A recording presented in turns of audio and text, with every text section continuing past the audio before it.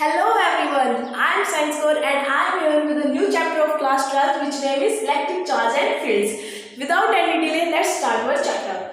As you know, chapter name is Electric Charge, so the first question arises, what is electric charge? Electric charge is represented by small q and it is the property of a material due to which it exerts an electrostatic force. It's mobile, so it exerts an electrostatic force on mass या तो किसी मास पे करे या फिर किसी object पे करे. So this is the basic definitions of charge. अब चार्ज दो टाइप का होता है, एक पॉजिटिव चार्ज, एक नेगेटिव. ज्यादा अगर इलेक्ट्रॉन कम होगा तो पॉजिटिव चार्ज होगा, अगर इलेक्ट्रॉन ज्यादा होगा तो नेगेटिव चार्ज होगा. जैसे कि आपके फ्रेंड्स हैं, अगर आपके खराब फ्रेंड्स ज्यादा होंगे, मतलब मान लो कि आपका कोई खराब फ्रेंड है, उसको आप इलेक्ट्रॉन कर लो, अगर आपके पास खराब फ्रेंड्स ज्यादा होंगे तो आपका माहौल कैसा होगा, नेगेटिव होगा. इसलिए नेगेटिव चार्ज पार्टिकल हो गए और आप पॉजिटिव चार्ज पार्टिकल हो गए. अब एक बॉडी थी जिसके पास 10 प्रोटॉन थे, 10 इलेक्ट्रॉन थे, नेगेटिव चार्ज था उस पर. क्यों था नेगेटिव चार्ज? क्योंकि एक इलेक्ट्रॉन और चल के आया उसके पास, तो उस पर क्या आ गया, नेगेटिव चार्ज आ गया. और एक और बॉडी थी जिसके पास भी 10 प्रोटॉन थे और 10 ही इलेक्ट्रॉन थे.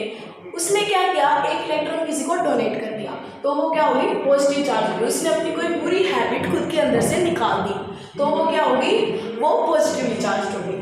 अच्छा, अब बात आती है what is mass. What is mass? Mass हमेशा क्या होगा, ग्रेटर होगा इसका, नेगेटिवली चार्ज बॉडी का. इस बॉडी का मास ज्यादा है, इस बॉडी का मास ज्यादा. अगर कोई आपसे पूछे तो हमेशा नेगेटिवली चार्ज बॉडी का मास क्या होगा बच्चों, हमेशा नेगेटिवली चार्ज बॉडी का मास क्या होगा, ज्यादा होगा. ठीक है, वो भी अंडर सेम कंडीशंस. अगर हर कंडीशन सेम हो तो भी नेगेटिव चार्ज बॉडी का क्या होगा. अब इलेक्ट्रॉन पे कितना चार्ज होता है? What is the charge of electron? 1.6 × 10⁻⁻19 coulomb. Okay. What is the charge of proton? Electron पे इतना ही चार्ज नेगेटिव होता है, जबकि प्रोटॉन पे इतना ही चार्ज क्या होता है, पॉजिटिव होता है. क्या होता है, पॉजिटिव होता है. और न्यूट्रॉन पे कैसा चार्ज होता है? न्यूट्रॉन पे 0 चार्ज होता है, नो चार्ज.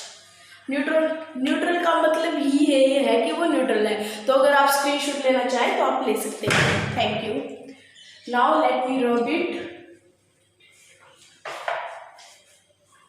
और अब मैं बताऊंगी आपको कि आप कैसे कैसे जो चार्ज है वो प्रोड्यूस कर सकते हो. सबसे पहले हम बात करते हैं mass of electron. Mass of electron, एक इलेक्ट्रॉन का मास कितना होता है? It is 1.9 × 10⁻⁻27 kg, right? और मास ऑफ प्रोटॉन, प्रोटॉन का मास कितना होता है? 1.672 × 10⁻⁻, आपके लिए क्वेश्चन है क्या होता है, 1.672 × 10⁻27 kg. तो क्या मैम इलेक्ट्रॉन के ऊपर भी -10⁻⁻19 होता है? नहीं, यहाँ पे होता है 9.1. ये मैं आपका टेस्ट ले रही थी कि आप कितना ठीक लिखते हो. हर चीज़ को, चार्ज हमें इलेक्ट्रॉन का याद करके रखना चाहिए, वो हमारे बहुत आगे तक काम आता है. It is -31 kg. और मास ऑफ न्यूट्रॉन, न्यूट्रॉन के पास भी मास होता है, वो कितना होता है, 1.674 × 10⁻⁻27 kg. तो इससे पता चलता है सबसे ज़्यादा मास न्यूट्रॉन का है, फिर प्रोटॉन का है, और हमारा इलेक्ट्रॉन है सबसे छोटा. इलेक्ट्रॉन क्या है, सबसे छोटा है. प्रोटॉन बीच का है, और जिसमें से जो न्यूट्रॉन है उसका मास सबसे ज़्यादा है. अब हम बात करेंगे कि हम किसी बॉडी पे चार्ज कैसे ला सकते हैं. चार्ज को लाने के 3 वेज. कितने वेज है चार्ज को लाने के? 3 वेज. चार्ज 3 वेज से एक बॉडी के ऊपर आ सकता है, 1, 2 and 3. चलो इसको इस साइड रखते हैं थोड़ा. ये देखो, क्या तो इंडक्शन के द्वारा, पहली बार आपको चार्ज किसको ला सकते हैं, इंडक्शन के द्वारा, या फिर ला सकते हैं कंडक्शन के द्वारा, या फिर ला सकते हैं फ्रिक्शन के द्वारा. फ्रिक्शन के द्वारा आप चार्ज कैसे लाएंगे? Bye rubbing. कैसे मैम? अब जैसे कि आपके घर में टाइल्स लगी होंगी, आपके घर में क्या लगी होंगी, टाइल्स. आप उनके ऊपर अपनी चप्पल घिसते जाओ, उससे भी क्या होगा, एक चार्ज उत्पन्न होगा. बाय कंडक्शन भी चार्ज होगा. इसमें होता है कांटेक्ट, जिसमें क्या होता है, कांटेक्ट. एक रोड है, जैसे कि ये एक रोड है, इसको दूसरी रोड के साथ रब करते जाओ, ये थोड़ी देर में एक सिल्क रोड को है आप रब करते जाओ कपड़े के साथ, तो वो क्या हो जाएगी, थोड़ी देर में इसमें हीट प्रोड्यूस हो जाएगी। और इंडक्शन से करते हो तो आपको विदाउट कॉन्टैक्ट करना पड़ता है, और ये आपके घरों में होता है, मोस्टली आपके घरों में ये होता है। अब ये आपका जो है कोई भी मेटल है और ये पॉजिटिवली चार्ज्ड है, और इससे क्या कनेक्ट है, एक अर्थिंग वायर जो कि जमीन में होता है, तो यहाँ पे जो वो चार्ज प्रोड्यूस होगा वो विदाउट किसी के कॉन्टेक्ट में, मतलब विदाउट टचिंग हुआ है, तो उसके लिए ये होता है। तो चार्ज को हम 3 वे से प्रोड्यूस कर सकते हैं। अब हम बात करेंगे properties of electric charge. Electric charge की क्या क्या प्रॉपर्टीज है, इलेक्ट्रिक चार्ज की बहुत प्रॉपर्टीज हैं, लेकिन मेनली जो 12th सिलेबस से पूछी जाती है, जिन पे क्वेश्चन आता है, वे 4 हैं। व्हाट आर द प्रॉपर्टीज, मेरे साथ नोट्स बनाते चलिए, आपके नोट्स बहुत अच्छे बनने वाले हैं। प्रॉपर्टीज ऑफ चार्ज, चार्ज की क्या क्या प्रॉपर्टी होते हैं। फर्स्ट, एडिटिव, पहली प्रॉपर्टी क्या होती है, additive property of charge. Additive property of charge, आप चार्ज को क्या कर सकते हो, ऐड कर सकते हो। कैसे, चार्ज जो है वो एक स्केलर क्वांटिटी है, इट इज अ चार्ज, क्या है, एक स्केलर क्वांटिटी है, तो आप उसको बेसिक लॉ ऑफ अलजेब्रा से क्या कर सकते हो, सब्ट्रैक्ट और माइनस करते हो bye simple law of algebra. जो आप अलजेब्रा का सिंपल करते हो तो आप कर सकते हो। जैसे कि मैं आपको एग्जांपल देती हूँ, ये कोई सिस्टम है, ये क्या है, कोई सिस्टम है, यहाँ पे प्लस का 2 चार्ज है, यहाँ पे माइनस का 2 चार्ज है, यहाँ पे प्लस का 3 चार्ज है, यहाँ पे प्लस का 4 है, यहाँ पे माइनस का 1 है।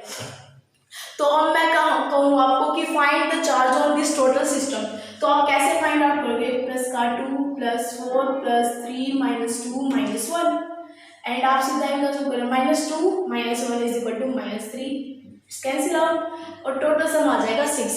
लेकिन अगर चार्ज एक वेक्टर क्वांटिटी होती तो इनका रिजल्ट डिफरेंट आता, इनका रिजल्ट क्या आता, डिफरेंट आता।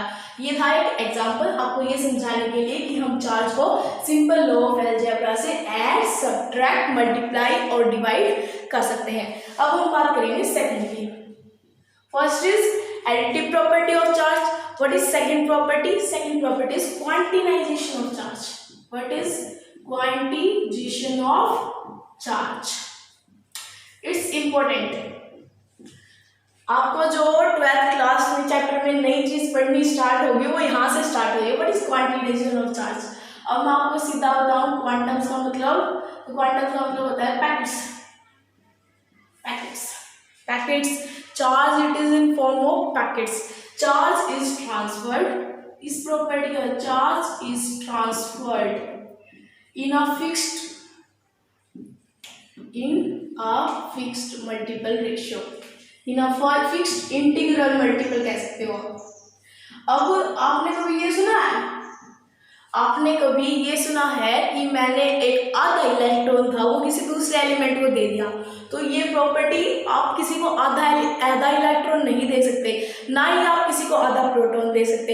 वो आप इसलिए ही नहीं दे सकते क्योंकि वो एक इंटीग्रल मल्टीपल होता है, ये चार्ज की प्रॉपर्टी में आता है, that q is equal to plus minus n, where n is a natural number, that is 1 2 3 until n। और इलेक्ट्रॉन का चार्ज कितना होता है 1.6 × 10⁻⁻19 कूलम, एंड नेगेटिव साइड कभी मत भूलना। तो आप ऐसे क्या निकाल सकते हैं, चार्ज निकाल सकते हैं। ये थी सेकंड प्रॉपर्टी ऑफ चार्ज। आधा इलेक्ट्रॉन कभी भी नहीं जाएगा एक पार्टिकल से दूसरे पार्टिकल तक, कभी नहीं जाएगा। और ये क्या थी, एक scalar quantity, it is a scalar quantity, इसकी कोई डायरेक्शन नहीं है, सिर्फ इसके पास क्या है, मैग्नीट्यूड है, सिर्फ मैग्नीट्यूड है। अब हम बात करते हैं कूलम्स लॉ की, इसकी बात करेंगे कूलम्स लॉ की। इस चैप्टर में कूलम्स लॉ से क्वेश्चन आता है, बहुत बार आया है, सीबीएसई बोर्ड के पेपर में देती है, और पहला चैप्टर आपको बहुत अच्छे से करा दूंगी मैं, देखते रहिए। First is Columbus law, right. First law is that comes in chapter is Coulomb's law. और ये कूलम्स लॉ हमें क्या बताएगा, Coulomb's law states force between two charges, किसी भी चार्ज के बिटवीन फोर्स होगा वो इज डायरेक्टली प्रोपोर्शनल, वो क्या होगा, डायरेक्टली प्रोपोर्शनल होगा किसके डायरेक्टली प्रोपोर्शनल होगा मैम? वो डायरेक्टली प्रोपोर्शनल होगा magnitude, directly proportional to the magnitude of charges, जो कि चार्ज का मैग्नीट्यूड होगा, एंड डिस्टेंस बिटवीन दैम, और उनके बीच के डिस्टेंस के, एंड डिस्टेंस बिटवीन दैम। तो मैम ये तो था थ्योरेटिकल एक्सप्रेशन, तो इसका मैथमेटिकल एक्सप्रेशन कैसे होगा? तो इसका मैथमेटिकल एक्सप्रेशन सिंपल है, force is equal to inverse directly proportional to the magnitude of charges and square of distance between them, and square of distance between them. अब ये कैसे बना, देखो ये एक पार्टिकल था, यहाँ पे एक पार्टिकल रखा है Q1, यहाँ पे एक पार्टिकल रखा है Q2, और इनके बीच की डिस्टेंस है R, यहाँ पे फोर्स लग रहा है, यहाँ पे फोर्स लग रहा है, और उससे ये निकला। अब इनको करने के लिए कांस्टेंट आया, हर बार एक कांस्टेंट आता है, और उसका नाम लगभग साइंटिस्ट पे ही रखते हैं, लेकिन इसमें हम साइंटिस्ट पे नहीं रखते, इसका नाम है डाई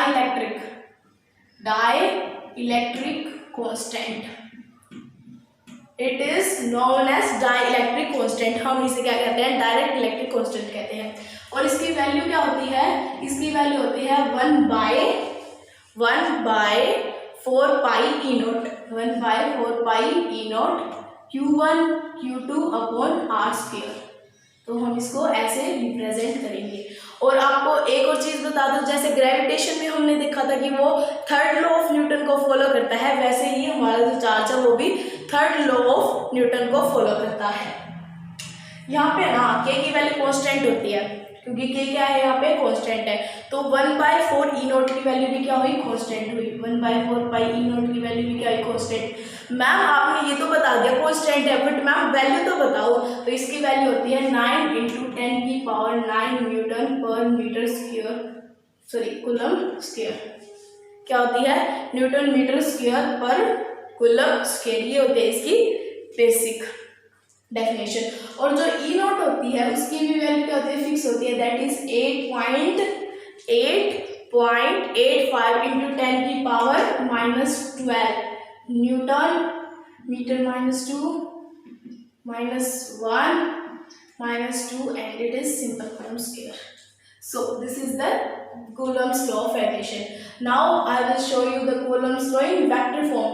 हम इसको ये न्यूटन के थर्ड लॉ को क्या करता है? फॉलो करता है। जैसे हमने gravitation chapter, remember of class 11 chapter 8 gravitation जो मैंने करवाया भी है, तो उसमें भी मैंने आपको बताया है। तो इन वेक्टर फॉर्म तो सबसे पहले हम क्या बनाएंगे? इसका डायग्राम बनाएंगे। क्या बनाएंगे? इसका डायग्राम बनाएंगे। It's just like this. 2 points are there that are meet up. R1 का वेक्टर, R2 का vector, and this is force F12 and this is F21. This is R21 and this is R12. 2-point mass object A, B are here. Q1 and Q2. As we know there is charge. तो इसको Q1 मान लो और इसको Q2 मान लो। तो यहाँ पे ऐसे दो चार्ज लिखे हैं, तो force on Q1 by Q2 simple के Q1 Q2 upon r square dot R12 का कैप। ये क्या है? Unit vector. क्या है ये? यूनिट वेक्टर है। तो हम R12 कैप को कैसे लिख सकते हैं? R12 का वेक्टर अपॉन R12 सिंपल। हम इसको ऐसे भी लिख सकते हैं। तो जो F12 का फैक्टर हुआ वो कैसे हुआ? कि Q1 Q2 अपॉन R12, और R12 की वैल्यू हम यहाँ पे रखेंगे। हम R12 की वैल्यू को यहाँ पे रखते हैं, तो ये हो जाता है R12 का वेक्टर अपॉन R। तो ये F12 सिंपली कितना हो जाएगा? के Q1 Q2 upon R square, और R into R that is R³ dot R12 का वेक्टर फॉर्म। और हमें पता है कि जो two forces that act on the same object are equal in magnitude but opposite in direction, so it is F21। तो ये क्या लगेगा? नेगेटिव लगेगा। आगे का पार्ट मैं यहाँ कर रही हूँ, देखते जाइए। तो F12 इसके इक्वल माइनस का के Q1 Q2 upon R21 dot R21 का factor, so that is F12 is equal to minus का F21. Hence prove that it follows Newton third law. Newton का थर्ड लॉ अगर ये फॉलो नहीं करता तो चार्ज आपको इस पूरे यूनिवर्स में दिखती ही नहीं। वो क्वांटिटी ही क्या, वो चीज ही क्या जो न्यूटन के थर्ड लॉ को फॉलो ना करे। अगर आप फिजिक्स पढ़ोगे तो हर लॉ को फॉलो किया जाएगा, कोई ऐसा साइंटिस्ट नहीं मिलेगा जिसने